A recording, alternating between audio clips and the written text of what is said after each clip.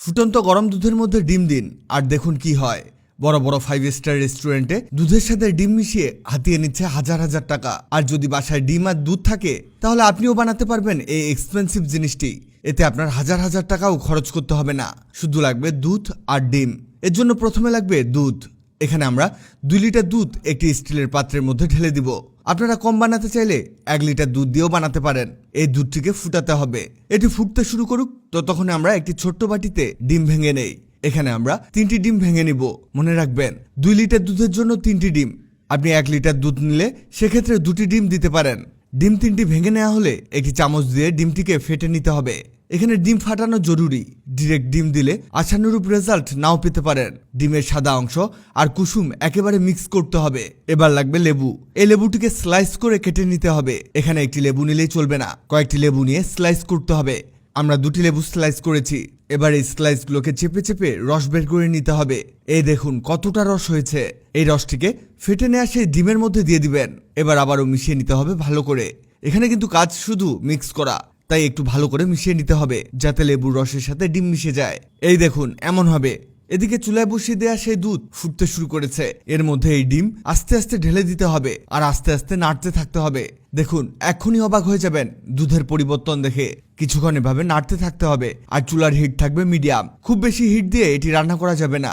দেখুন দুধ অলরেডি ফেটে ফেটে যাওয়া শুরু করে দিয়েছে, এরকম ছাড়া ছাড়া হতে শুরু করবে। এবার আমাদের চুলা বন্ধ করে দিয়ে এটাকে ঢেকে দিব। এখানে আপনারা ঢাকনা দিয়ে ঢেকে দিবেন 10 মিনিটের জন্য। ততক্ষণ এটি ঠান্ডা হবে আর এটি আরো বেশি ফেটে ফেটে যাবে। 10 মিনিট পরে দেখুন এটি কেমন ফেটে গিয়েছে। এবার একটি বড় ছাঁকনির সাহায্যে এটিকে ছেঁকে নিব। এখানে ছেঁকে নেওয়াটা ইম্পর্টেন্ট, কারণ এর মধ্যে পানিটিকে আলাদা করতে হবে। আপনারা পারলে চামচ দিয়ে কিছুটা চেপে চেপে নিতে পারেন, এতে পানি আরো বেশি বের হয়ে যাবে। এই দেখুন এই পানি আমাদের কাজে আসবে না। এবার এটাকে একটি ছোট বাটির মধ্যে ট্রান্সফার করতে হবে, তবে নর্মালি ট্রান্সফার করলে চলবে না। এর জন্য এর মধ্যে এটি দিতে হবে, আবার এভাবে চেপে চেপে দিতে হবে। এভাবে এর ভিত্তিটাও শক্ত হয়ে যাবে। এর উপরে আরো দিতে হবে, মানে চারদিকে ছড়িয়ে দিতে হবে আর এভাবে চেপে চেপে দিতে হবে। এটা হতে হতে আপনাদের জানিয়ে দেই, আগের ভিডিওতে কমেন্ট করেছেন মালয়েশিয়া থেকে সাইদুল শেখ, সিলেট থেকে ইসরা জাহান জারা, ঢাকা থেকে মীর পলাশ, পঞ্চগড় থেকে আতকিয়া মাসুদা সাইমা, দার্জিলিং থেকে সুজন আহমেদ। আপনারা যারা কমেন্ট করেছেন আপনাদের ধন্যবাদ। আমাদের এটা তৈরি হয়ে গেছে।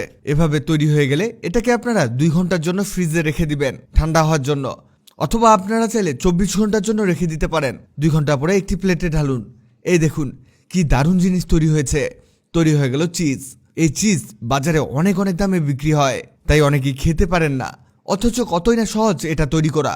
এতে স্যাচুরেটেড ফ্যাট ও সোডিয়াম থাকে রক্ত নিয়ন্ত্রণ রাখতে, মাংসপেশি নির্মাণ ও রক্তে শর্করার পরিমাণ কম রাখতে ও হাড় মজবুত করতে চিজ উপকারী। গবেষকদের দাবি প্রতিদিন 40 গ্রাম চিজ খেলে স্বাস্থ্য ভালো থাকে। গুগল করলেই দেখবেন চিজের হাজার হাজার উপকারিতা।